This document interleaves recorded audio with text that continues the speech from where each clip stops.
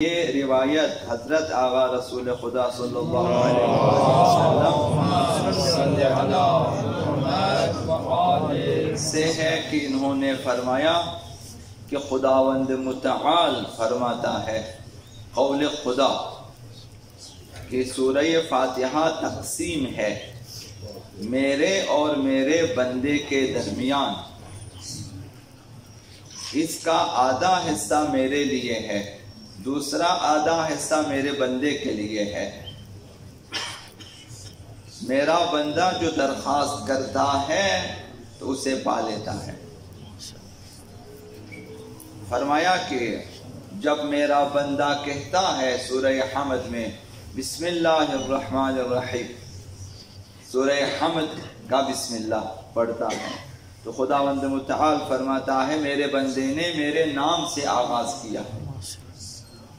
میرے نام سے ابتدا کی، لہذا سزاوار ہے کہ میں اس کے امور کو انجام دوں اور ہر حال میں مبارک قرار دوں۔ ہم نماز میں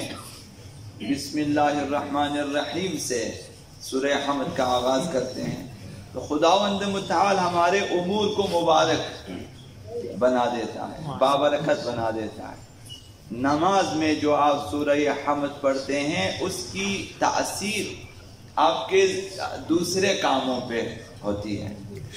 اس کا اثر ہمارے دوسرے کاموں پہ پڑتا ہے، وہ کام مبارک ہو جاتے ہیں۔ تو اس لیے یہ فرمایا کہ نماز انسان کے لیے دین کا ستون ہے، انسان کی پوری زندگی پر نماز کا اثر پڑتا ہے، ازدواجی زندگی ہو یا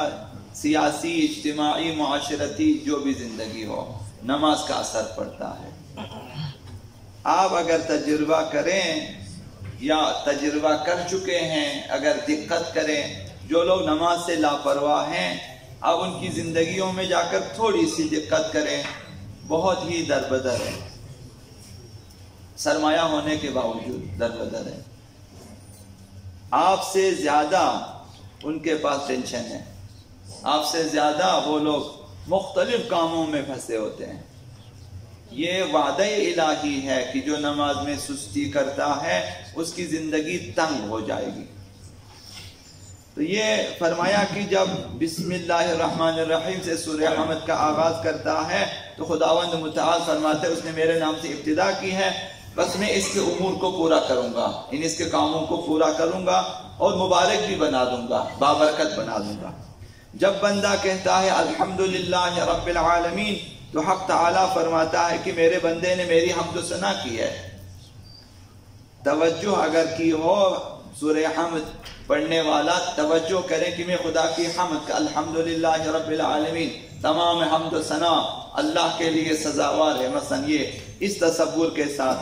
معنی کی طرف توجہ کر کے خداوند متعال فرماتا اس نے میری حمد و ثنا کی ہے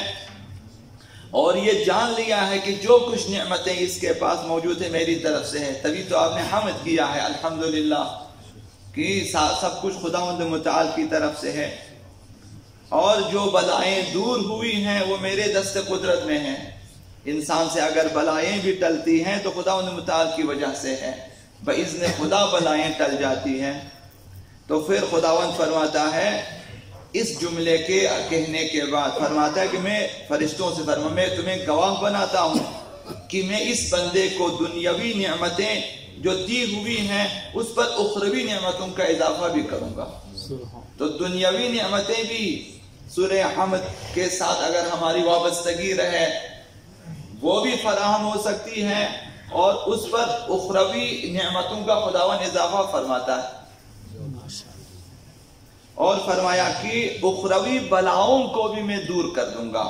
یعنی جب ہم نماز میں ہوتے ہیں خداوند متعال بھی متوجہ ہے اور مسلسل فرشتوں سے خداوند فرما رہا ہوتا ہے کہ اس کے بدلے میں یہ دوں گا، اس کے بدلے میں اسے یہ دے دوں گا۔ اور جب بندہ کہتا ہے الرحمن الرحیم تو خداوند فرماتے ہیں میرے بندے نے گواہی دی ہے کہ میں بخشندہ ہوں، مہربان ہوں، میں تم گواہ رہو کہ میں اپنی رحمتوں سے وافر حصہ دے دوں گا اسے، انہیں زیادہ رحمتیں دے دوں گا اسے، اور اپنی بہترین عطائیں اسے عطا کروں گا، بہترین عطائیں۔ جب بندہ کہتا ہے مالک یوم الدین کہ خداوند روز جزا کا مالک ہے، تو خداوند فرماتا ہے کہ میرے بندے نے اعتراف کیا ہے کہ میں روز جزا کا مالک ہوں، روز قیامت کا مالک ہوں، اس کے حساب کو میں آسان کر دوں گا اور اس کے گناہوں سے درگزر کروں گا۔ یہ ایک جملہ کہنے پر کہ پیغمبر اسلام نے فرمایا کہ مالک یوم الدین، آپ نے صدق دل سے کہا کہ روز جزا کا وہ مالک ہے، خداوند متعال میں اس کے گناہوں سے درگزر کروں گا اور حساب قیامت کو بھی آسان کر دوں گا۔ جب بندہ کہتا ہے ایاک نعبد، پروردگار صرف تیری عبادت کرتا ہوں، ہم تیری عبادت کرتے ہیں صرف تیری، تو خداوند فرماتا ہے کہ سچ کہتا ہے میرا بندہ کہ وہ میری پرستش کرتا ہے، میں تمہیں گواہ بناتا ہوں، فرشتوں سے فرمایا تمہیں گواہ بناتا ہوں اس کی بندگی اور عبادت پر ایسا ثواب دوں گا کہ باقی لوگ رشک کریں گے قیامت کے لیے کہ کیا جزا دی خدا متعال نے، کیا ثواب دیا، باقی لوگ رشک کریں گے اس پر اور حسرت کریں گے جنہوں نے میری بندگی میں، میری عبادت میں جو ہے اس کی مخالفت کی ہے، نہیں کیا، نماز میں سستی کی، عبادتیں نہ کی، وہ لوگ قیامت کے دن اس شخص کے اجر و پاداش پہ رشک کریں گے اور حسرت کریں گے۔ جب وہ کہتا اہدنا الصراط المستقیم، خدایا مجھے سیدھی راہ کی ہدایت فرما یا سیدھی راہ پر مجھے ثابت قدم رکھ، جو مختلف معانی کی ہے تا آخر سورہ والضالین تک جب بندہ تلاوت کرتا ہے تو خداوند فرماتا ہے یہ سیدھا راستہ میرے بندے کے لیے ہے، یہ اسے ملے گا، جس کی وہ درخواست کرے اسے ملے گا اور اس کی آرزو کو میں پوری کروں گا، میں عطا کر دوں گا، جس چیز کا خوف ہوگا میں اس سے محفوظ کر لوں گا اسے، تاکہ اسے خوف نہ رہے، عطائیں بھی ملے، جزا و ثواب بھی اسے ملے۔ تو خداوند متعال اس قدر متوجہ ہے ہماری نمازوں کی طرف، ہر جملے پہ بندے کو خداوند متعال اجر و پاداش عنایت فرماتا ہے، تو حیف ہے کہ ہم اپنی نماز کی طرف متوجہ نہ ہوں،